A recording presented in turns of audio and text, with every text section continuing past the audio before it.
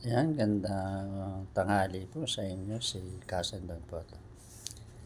Pumunta po ako sa lugar na ito at, nabalitaan ko na marami raw ritong nangangati ng, labuyo. So, naengganyo akong puntahan yung lugar at, tinignan ko kasi naalala ko yung mga ginagawa ng lolo ko nung araw siya ay nangangati ng labuyo. At ayon sa kanya, ang, lugar daw na maraming labuyo ay maraming, tumitilaok na mga manok at, makikita mo yung sa lupa. So, may mga bakas. Kaya tinry ko na pasyalan itong lugar na ito na medyo may kalayuan nga pero nakita ko na may, posibilidad nga na may mga nagagawi ditong mga labuyo. Kaya lang yung, tilaok wala akong marinig. So, tag-init kasi ngayon. Ang, gusto kasi ng, mga labuyo ay yung lugar na mga malililim. Matataas ang lipad niyan kumpara sa mga native. Dapat ay hindi tutuyo ang, mga damo, laging sariwa. Yan ang gustong-gusto ng mga labuyo. Ang, labuyo po, ito po yung ligaw na manok na mataas lumipad. Mahaba po ang buntot at maliit pero maliksi. Yun po ang, labuyo.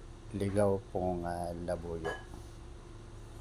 Sa amin sa Quezon maraming mga labuyo kaya ako po ay mahilig mga tinang labuyo. Kaya pinasyal akong ito baka sakaling may makikita tayong labuyo. Pero sa ngayon parang sa pag-observe ako wala po akong makita. Nung bata pa po kasi ako ay mahilig ang lolo ko at, sumasama ako sa panghuhuli ng labuyo kaya sa kanya ko po natutuhan ang, kaalamangan ng pangangati. Sa ngayon lang hindi ko na nai-apply dahil nga po, nag-Maynila ako at, nagkaroon ng, pamilya. Pero sabi nga kapag, hilig mo, talagang hinahanap mo ito at, gustong-gusto mong gawin ang, panghuhuli ng, mga labuyo.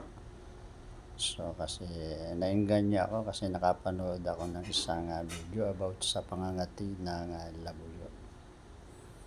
So, ayan at, siguro yun po ang ating, mai-share. I-share ko na lang kung sakaling, mag-start na akong, manghuli o mangati ng, labuyo. So, thank you for watching. Please like and share. Si Cousin Don po ito. Ang inyong kasangga, kagapay, kasama hanggang dulo. Thank you for watching. Yan, maganda po yung, lugar at, talagang, puntahan talaga yan ng, labuyo.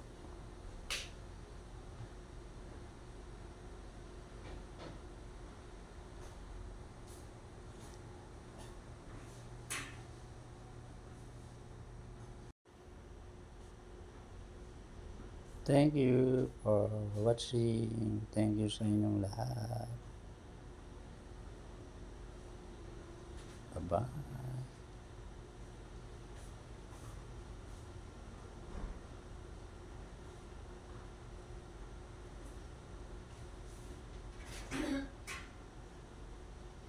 Yan, basta na lang po ninyo ang paligid. Kayo ang makapagsabi ko maraming ang labuyo sa lugar na ito.